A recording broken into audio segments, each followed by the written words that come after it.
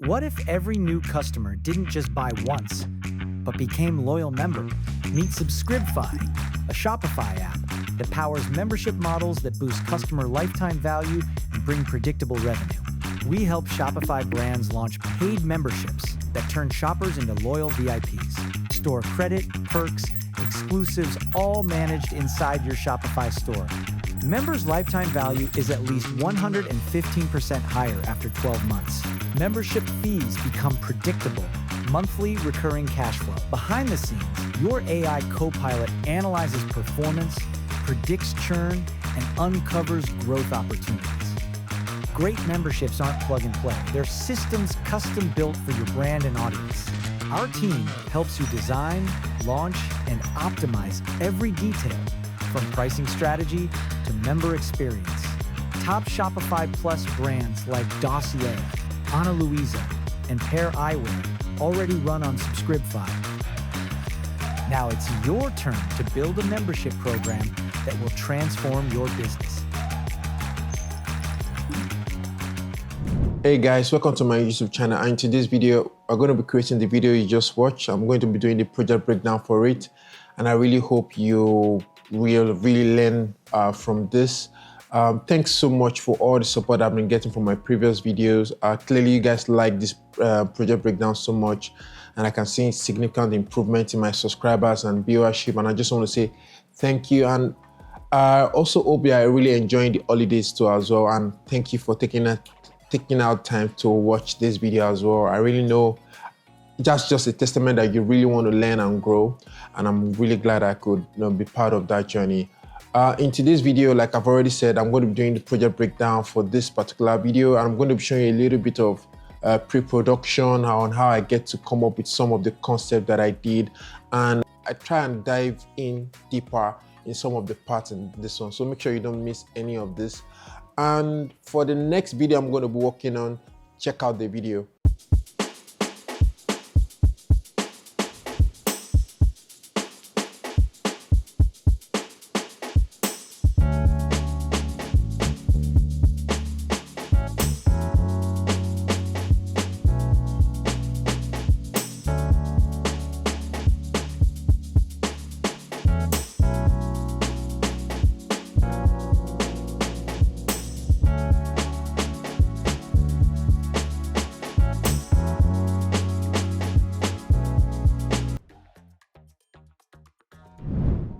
I really hope you guys can, stay tuned. Make sure you subscribe, turn on the bell notification, because that will be the next video I'll be working on. I'm actually thinking of doing a full tutorial instead of doing project breakdowns. Let me know what you guys think in the comment section. Right. Without taking so much of your time, let's just get straight into the video.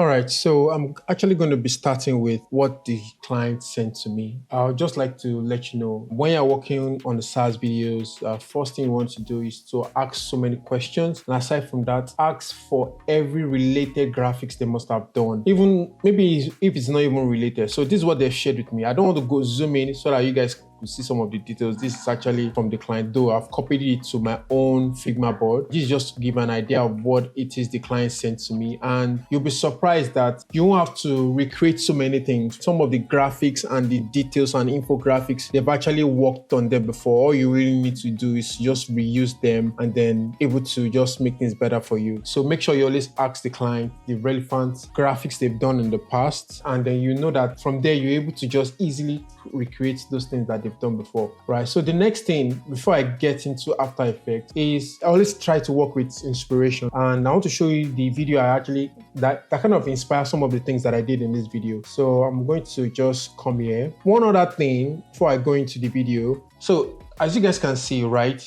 I have folders, right? And these folders are these are my inspiration folders. I can see that I've categorized them, right? 2D, 3D mix, 3D, abstract, branding. I like both animation a lot, so that's why I have a dedicated folder for it.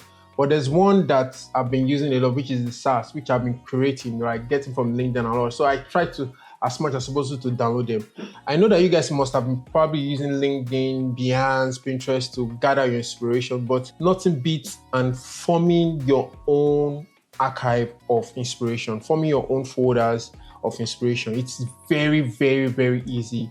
And then you would never be out of ideas when you do something like this. So let me go straight to the video that kind of like influenced some of the things that I did in this particular video. So this particular video is actually a French video. I can't really remember the agency or the person that worked on it, but the video was done in French. Yes, so this is the video. All right, so let me just show you. Can you see the animation? Right. Of course, I didn't do all of this. I didn't, in short, you would not even know. So I actually kind of like take some inspiration from this, but I didn't do this. But you will hardly even know, right, until I show you that, oh, okay, this idea was taken from this, right? I took some inspiration from this as well, right? Let me just fast forward to the end. A little bit of inspiration from this, and then, yeah. So this is the video I actually took inspiration from, and if you guys want link to this video, right, let me know. Maybe I can put it on Dropbox and then just share it, so I can just point you in the right direction. That's basically what I did before I started working on the video. I saw the inspiration, went through with the script, did a little bit of visual treatment. So speaking of visual treatment, let me show you the visual treatment that I did for this. So this is not the entire thing, right? So you can see this is the script, and then basically what I did was I copied the entire script, which is the voiceover part of it, and I put in ChatGPT to suggest some visual scenes for me. So this is another way of you not running out of ideas, because with the use of AI, you can actually have AI or ChatGPT to come up with some visual metaphors. So like this now, so you can see that it's giving me some visual metaphors for this particular scene. Logo animate with the tagline, right? And it's really, sometimes it really gives really good visual metaphor or give really good visual treatment, and sometimes it doesn't, but most of the time this will actually really help. It will not make you run out of ideas. If you are kind of getting stuck with anything, just put in ChatGPT. ChatGPT will give you some visuals and suggested visuals, and then you can think about it like, okay, if this will work, if that will work, and then you can now start working on your storyboarding or even developing the star frame. So that's it for the pre-production. Let us get straight to the animation now. Now let's get straight into After Effects. So this is, can you see that all of these are broken down in scenes, and all of these are just like the sound design that I did. So we are not going to be focusing on sound design. We're just going to focus on the animation here. If you guys are interested in knowing how I do my sound design, do a little bit of sound effects, let me know in the comment section. I'll be happy to do that. But let's go straight to scene one. So this is my first scene. If I come down here, I open up the footages. So let's solo this. So this is my background, my white dots, though this were not even showing. But here, this is the footage that I use, right? So this is where we're going to start pick things up. So let me just double click this. And as you can see here, I have different videos, just quite some videos. And the way I arrange them, you can see that they are stacked in a way that it's almost as if it's forming an ease curve. And that was really intentional. Okay, so basically this is what I did here, and I have some adjustment layer here. So let me just name this to zoom, and then the one on top is more like color correction. On this adjustment layer, if I adjust this, maybe drag this to the side, you can see that I added transform, and if I press U, you'll notice that I was scaling them in just to form that suspense as the videos are switching at this point. The one other thing I did as well, if I press U here, I use the tritone, right, to tint it to be kind of green, but I was reducing that over time till it gets to the last frame, just to give it that suspense. It's just like something sort of that really cueing to that suspense that I'm trying to do. So very green, then you start bringing colors into it, and then that's it. So this is where this ends, and then that goes straight into this next scene here. So let me uncheck all of this. Yeah, so, and I have this scene. So let me solo this. So this is the footage, and below is a shape. This is the shape, and on this shape I added a little bit of deep glow to it because I needed something to be glowing at the background, basically. And then the next thing here is to have like a stroke. Of course, I added CC light sweep and deep glow to it. So if you notice, I think the deep glow is actually animated as well. So I animated the exposure. So it's very, very obvious, very glaring here. And then over time, it reduces. And then the point of the CC light here is to give it this depth. If you guys can see this, you can see that here is kind of green, here is lighter green. So it gives this kind of gradient, and that makes it really, really, really look cool. And of course, I animated the direction. Now, I think I've showed this in my previous videos as well. So if I just scroll this, you will notice that the glaring or the shiny part of the stroke is actually moving, which is really, really interesting.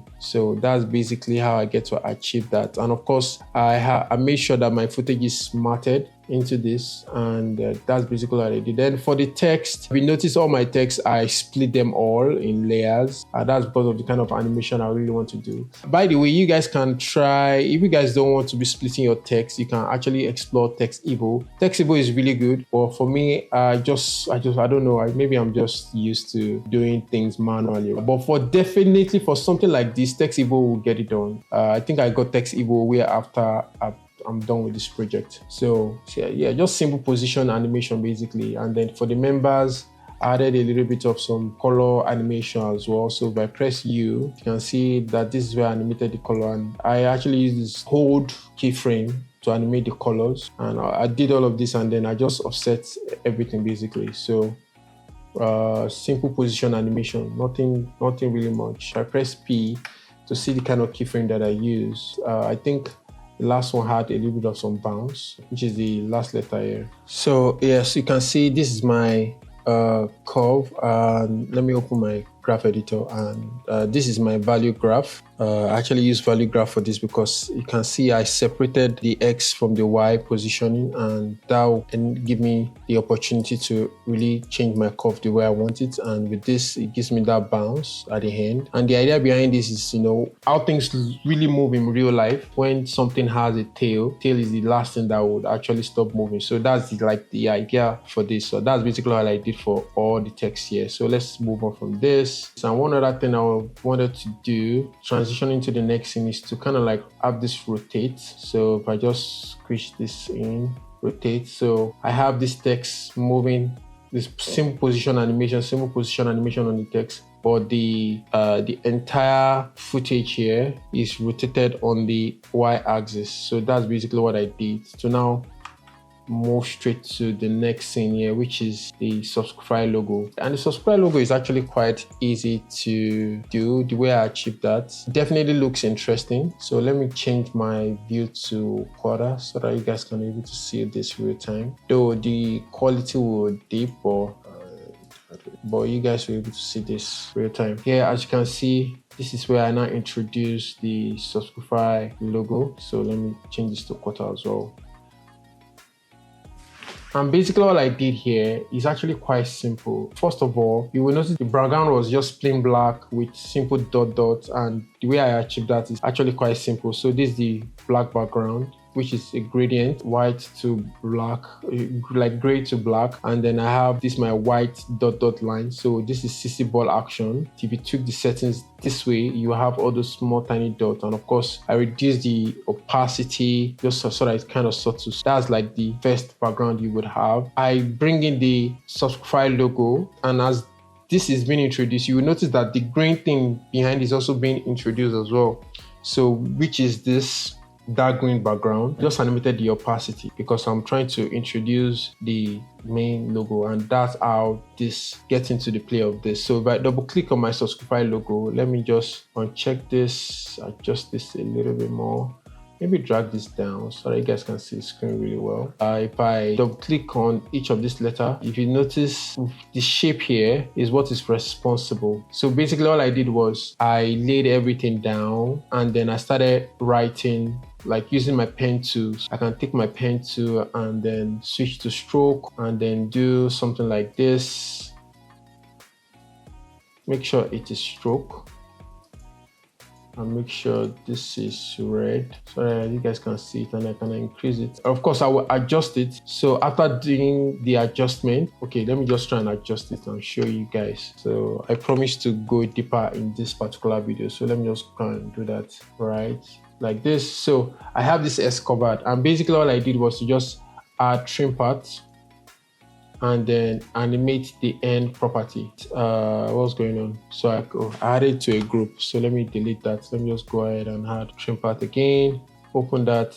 Then I can animate the end property or the beginning property, right? If you want it to rise from the down top. And that's basically all I did for all the letters basically. And I formatted to, I make sure I formatted it to the shape so that it can reveal within it. So that is basically all I have. So if I press U here, you can see that the beginning has the, so this is the graph. So let me go to the speed graph. So you can see that it started from like very fast pace towards, and then slowing up down. So this is actually very interesting to how the rest will play out. So I did that for all the letters, and if I go to U, basically the same thing. It seems really, really fast, and if I press U here, you can see that this is different. This is just linear keyframe, and basically I did linear keyframe for the rest until the end. So let me go to C. You notice that this will also be linear keyframe as well. And the idea behind that is I'm trying to form like an ease. So you can remember the S has a very fast ease at the beginning. Now the rest of them are on linear until I get to the last here, which is the circle or the Y, right? And I press Q here. You can see that now this now has ease towards the end, right? Can you see? Yeah, this is another way of you just making sure that, this is very hard to see, but it's actually here, right? Because the logo is very hard to see, right? So basically I just split all the logos in their own layer, the logo item in their own layer, and then added all of this. And of course, if you guys notice, we have the the green things showing first. And the idea behind that is if I press U here, you will notice that I have the color animated, right? So the very first color here is green, and as it moves, it changes to white. So that's basically how I get to achieve this.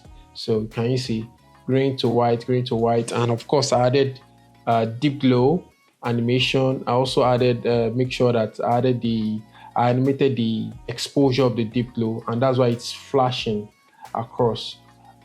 Many is just a matter of offsetting them to form the kind of animation I really want. So the plus at the end. So it was just simple scale animation, as you can see here. Yeah, that's how I get to achieve the logo, right?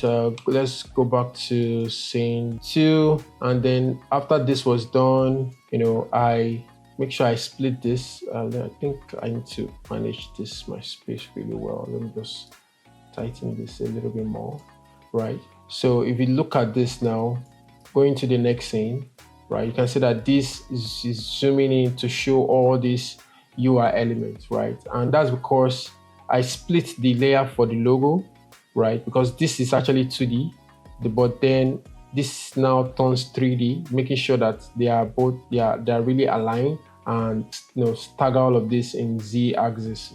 Click on 2 views. So this is the top view. You can see that all these UI elements, even though yes, they have their own animation coming into the scene, right? But you can see that they are all scattered in Z axis. And of course, I also have my camera and my node to my camera to just bring all of that in, right? Which is really interesting.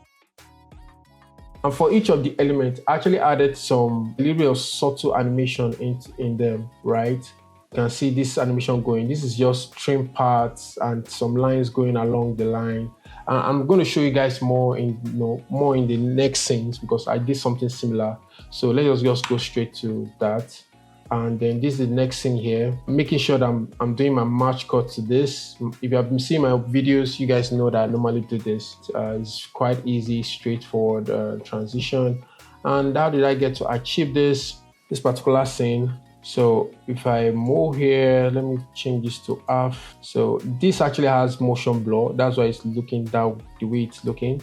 And then Of course, I have my camera, I animated the position in Z-axis. Yeah, all these elements here, like this pop-up. So without the effects, CC light, this is what I have, right? I got this straight from the Figma file, and I had added linear wipe, and I added CC light sweep. So if I hover over this, can you see it's wiped up, and then we have the CC light sweep just wiping to the side. Now that's basically what I did for the rest of it. This one wiped up, the rest of them scaled up, and then have this. And as this scaled up, I made sure that the main screen in the background was blurred out to keep these ones in focus. And this is where I have the blur, and also make sure that the blur is actually masked in a way that's just at the center.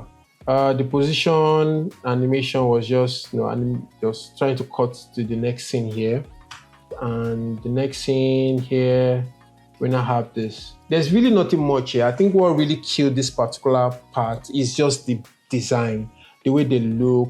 And let me just quickly show you guys how I get to achieve that. So this one it took me a little bit of time because I needed to make sure that everything looks good. So if you look at my composition here, apart from my adjustment layer that I have here, so this is the comp responsible for that. If I double click this, can you see that I have a huge comp? So if I right click and say check composition settings, so I needed to create 4000 by 1080 for me to be able to achieve this. And basically all I did was just arrange all of this, right? All of these are in their comp. I use this proportional grid so that I can be able to align them well. So if I go to just one of it, you can see this is what I have. So let's just break this down. So let's start from here, right? So this is the background. This is the base background. Nothing much, just a gradient feel to it. And then I have my stroke. This stroke has the CC light sweep and the deep glow. CC light sweep, this combination gives you some kind of gradient and kind of look, if you look at the edge somewhere around here,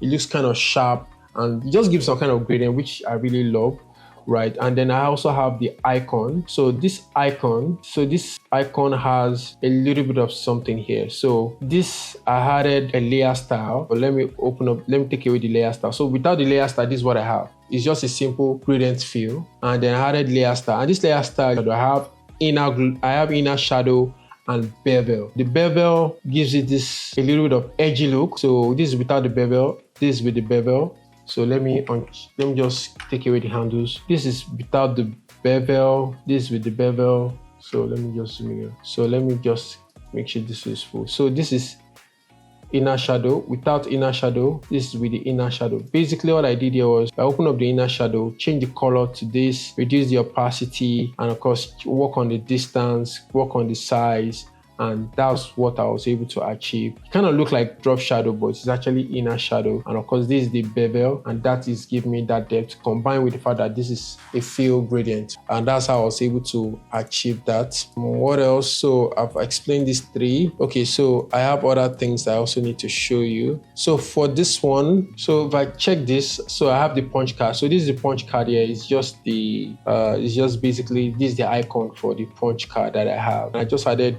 fill and deep glow to it to make it shine. And of course I have the text. And then for the text, basically what I did was to just add layer styles to it, and the layer style is gradient. So sometimes you might want to add gradient as an effect, but you can easily add gradient as a layer styles. And if you guys don't know how to do that, just right click on your layer and then go to layer styles, and then you can add gradient. Add all of this to it. That's how I was able to achieve this basically. Yeah, that's how I get to achieve this. Adjust the colors, and that's it. So that's how all of this was actually done, right? Of course, you can see this lighting going around. That's because of the CC light sweep on the glow.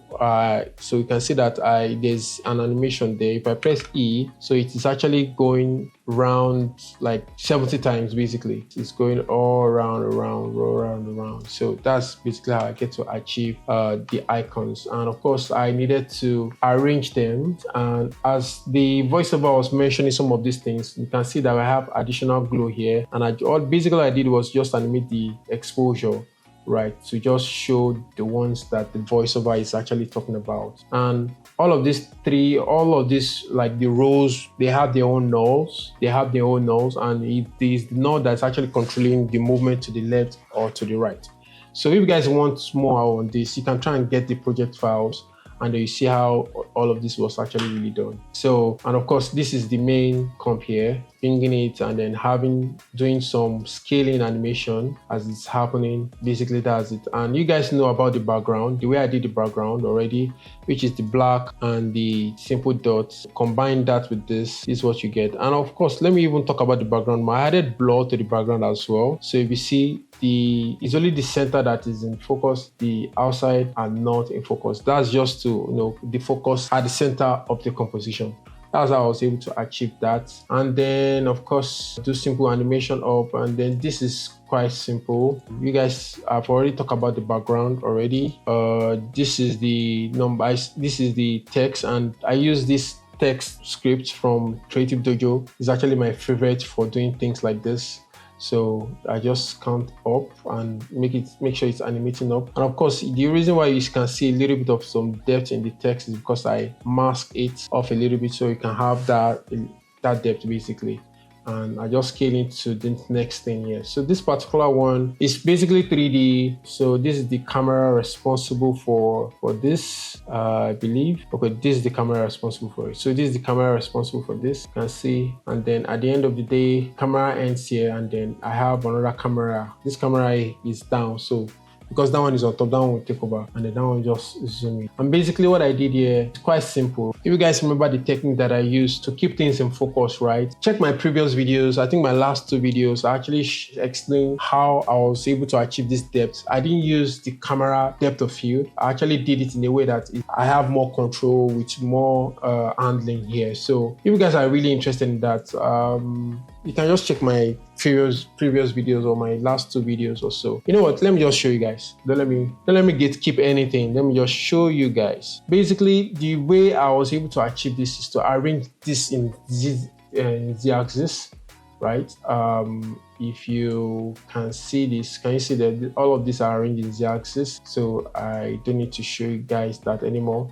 And then the camera here is tilted in a way using I think I didn't use null for this camera, so I just tilted it. So this is the blur here. If I take this blur, can you see everything is in focus, right? But now adding the camera lens blur, can you see that whatever this null is what is now in focus? How did I get to achieve this? Really simple. So I created an adjustment here, added the blur. Then the next thing is to create a blur map, because this blur needs a map, right? So I created this map here. So this is the map that I use. So I didn't use this. So let me just delete this. So this is the map that I use. So if I click on this and then show you this, so this is the map that I use. And basically all I did was to create this white and black values. And then this last ramp, I just, I equip this to my position of my null here, which is the focus. That was how I was able to achieve this. So this null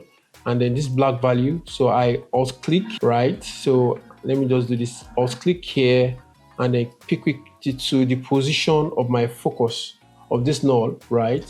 And click out. So what that means that every time I move this null, it will be moving the black values. So that's basically all I did. So let me just undo all of that.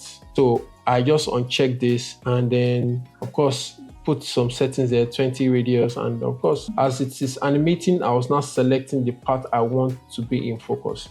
That's how I was able to achieve it. So yeah, there you go. And some of the animation that I did on this graph. So it is just simple, linear wipe on the strokers trim part, while this gradient fill has linear wipe to just reveal at the same time. Nothing really much, and then the rest is just simple position animation. Cut straight to this, and then you have the null position, picking it up to match cut into the next scene as usual. So as you can see, I have this text here is actually very interesting. Yeah, so now I have this text, simple position animation. Basically, if I show you the graph, let me show you the value curve. Let me just zoom in so you guys can see what's going on here.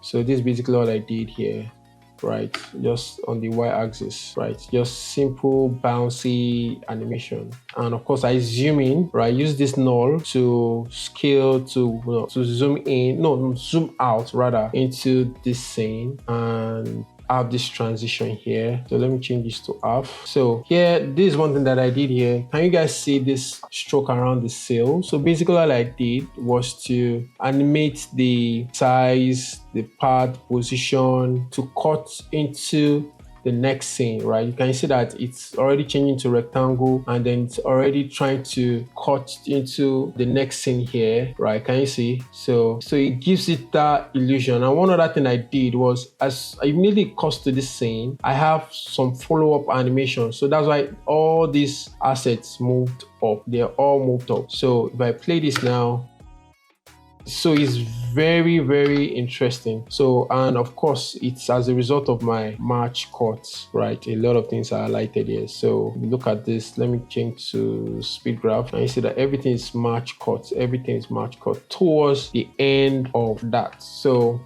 so let's talk about this particular scene. So this scene, I have my camera, and I made sure that the elements are like this. So without the camera, this is what it will look like, right? You can see it's from far. So with the camera, this is what it looks. And if I open up my AI charts, hold on, or my dashboard, so let me just solo all of this. So they're all here actually. Main base, where is it? I think this is it. So if you guys notice, right, you can see that this has a little bit of some shadow here. And basically what I did was to make sure that I introduced light into the scene. One other thing, so let me just be sure.